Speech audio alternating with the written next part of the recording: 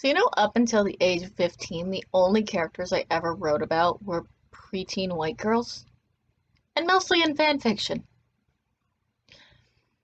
I feel like that's totally normal in preteens, and yet somehow people seem to think that that's totally fine for adults. Welcome back, guys, and if you are new to my channel, then hello, lovely to see you. My name is Eve Daniels, aka The Nerdy Nanny, and I'm a children's author.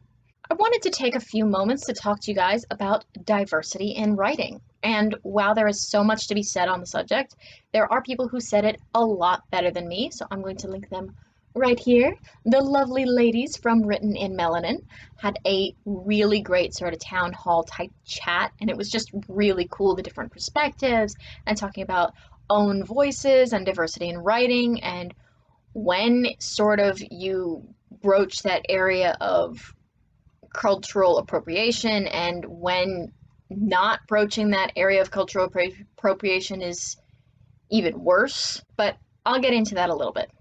Before I do, though, I just managed to get to the library for the first time in months. You have to actually book the books ahead of time, and then they bring them out to you. But I don't care, because I have been waiting to read this book for forever. And don't judge me. I know it's middle grade. It's fine. So this is exactly the kind of book that I would have loved to read in middle school. It's a little bit dark and a little bit melancholy, but spunky, and the main character just has so much quiet fire, and it's just beautifully written. And it's also exactly the kind of book that I would have never been recommended, because it doesn't make the top recommendations list, even though it's an amazing book. And it doesn't make those lists because it's set in the US Virgin Islands and the main character is a person of color. I'm not saying that books with characters of color never make those lists, but the publishing industry is inherently biased. The books they promote are based on the books they think they're going to sell, and the books that they think they're going to sell are based on fairly Europeanized views on what's readable. This is why diversity in writing is so important, because a publisher had to take a look at this book, they had to take a look at this manuscript and say, people are going to want to read this. And I'm really glad they did, because it's an amazing book. If you get the chance, it is called Hurricane Child. The author's name is Sharon Callender, and 2 L's in calendar, by the way. But it is a phenomenal read. Highly recommend. Cannot say enough good things about. If you follow me on Instagram, you'll see me reading it on my Insta story. I was so excited. But this is just part of the problem. The inherent bias in the publishing industry is just a part of the problem.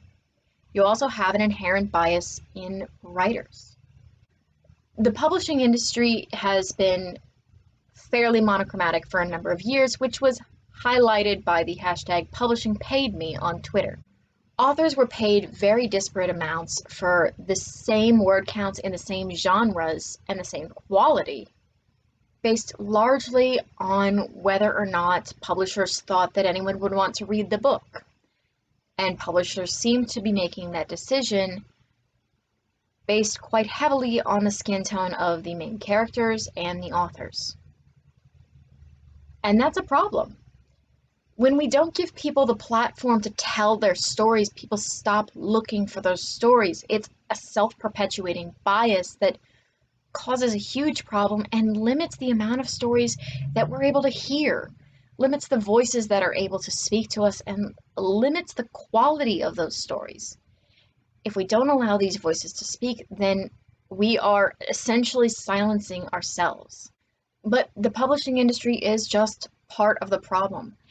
Schools have a history of not encouraging writers of color and of perpetuating monochromatic tendencies in academic writing across the board.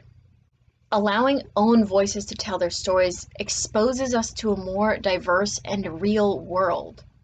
One that is less about the 16-year-old white girl who suddenly comes into her superpowers, and more the people of color getting back to their roots, the people who are differently abled, the reality that surrounds us every day.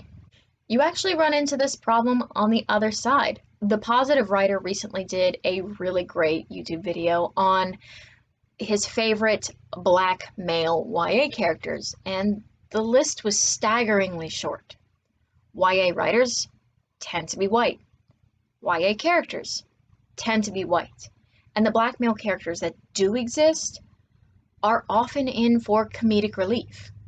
Authors seem to think that if they put black male characters in that express any emotion other than gentle joking, they're going to be brushing up on the angry black man stereotype. But pushing it too far the other way creates a trope that, again, inherently limits our view of the world and our perceptions of people around us. Being afraid to write a character from an experience other than your own point of view and get it wrong is not an excuse not to try. Because the publishing industry is inherently biased, and because writers are inherently biased, you end up with a whirlwind of white. You end up with a whirlwind of white, straight, able-bodied voices. And I think most of us know by now that that is not the world we live in. And that is not the world that our kids should grow up reading and connect to. It's not the world that we should connect to. Being afraid to write a character outside of your own experience and get it wrong is not a good enough reason not to try. Perpetuating the same stereotypes and the same characters that you've always lived with and written is lazy writing. It's bad writing. I'm sorry, but if you can't write a character from outside your own perspective, how can you still call yourself a writer? If you are a middle-aged woman living in Tennessee with 3 kids, do you only write characters that are middle-aged women living in Tennessee with 3 kids? No. We write outside of our own perspectives all the time. And while, yes, you may make mistakes, this is why you ask questions, why you get informed, educate yourself. And if you're not sure, find a sensitivity reader who is willing to answer your questions. If you're writing a character who is blind, did you know that there are more than one type of blind? Some people who are blind see nothing at all, just pitch black. Others see spectrums of color, but nothing that is workable. And others see enough to be able to function mostly in the everyday world, but maybe aren't able to drive or read. Just like there are levels of different disabilities with blindness, there are levels of experiences in everyone. Does this mean that you won't get things wrong? No, of course not. Everyone has a different experience, and assuming that you're going to write something without offending someone in the world is naive. But that doesn't mean you don't try. Get out of your comfort zone. Educate yourself on a culture or a background or a point of view that you would have never thought of before. And bring that into your stories. If your story contains 22 characters and they all sound exactly like you, I'm not going to be that interested in reading it. And most other people won't be either. We read in part to escape, to experience something new. So the fact that writers and publishers are afraid to give us that means that we're going to have to work a little harder to find it on our own until we can get them to wake up.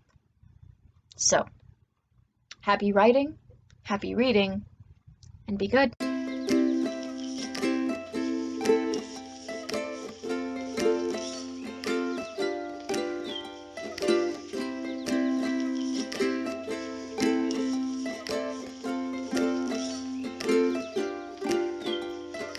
Oh, and one last thing. You remember all those content creators of color that you started following about a month or so ago? You remember how people talked about diversifying your feeds and supporting creators of color, and you probably went around and hit the subscribe or the follow button on quite a few channels that you'd never heard of before. Have you watched any of their stuff since then? Have you engaged in any meaningful way? Do you actually like the content they produce? Because subscribing to someone and then just ghosting them doesn't help anyone. It doesn't create a more diverse world for you, and it doesn't help them in any way, at least not in any meaningful way. So, all those content creators of color that you hit the subscribe button on, go check them out. Look at what they're doing. Listen to what they have to say. Because you shouldn't be subscribing for them. You should be subscribing for you, to see a more diverse world and to be exposed to things that maybe you overlooked before.